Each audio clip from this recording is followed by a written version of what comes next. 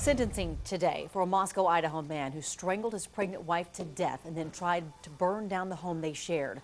Silas Parks could now spend anywhere from 2 to 4 decades in prison for the 2009 death of Sarah Parks.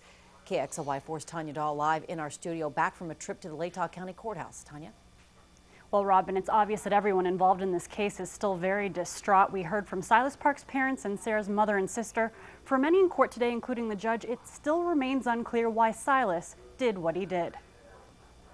I have failed Sarah as a husband, and I failed as a decent human being. The vow Silas Parks took to love and protect his wife, Sarah, fell to the wayside on June 24, 2009. I tore the heart out of this wonderful family.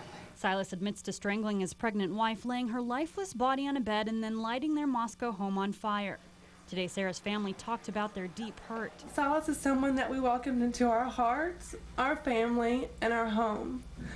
My sister's husband, my own brother-in-law. Family and friends squeezed into the courtroom and listened while attorneys made their final arguments, and medical experts testified to Silas's history of anger, agreeing it was treatable.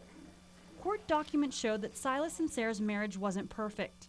The couple went to counseling, and Silas had been physically abusive, violence that ultimately led to Sarah's death. I did not know that there was such evil in this world. Sarah's mother read a handful of the 125 handmade cards written by students at Moscow Charter School, where her daughter taught. I know that you passed for a reason. It's just another lesson.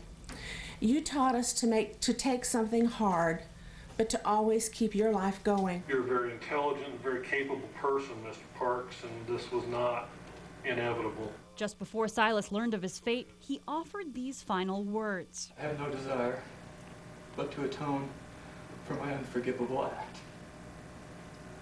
and for all the pain and misery that I have caused. Silas entered a guilty plea to 2 charges of voluntary manslaughter and 1 count of first-degree arson. He was sentenced to a total of 40 years and will be eligible for parole in 20.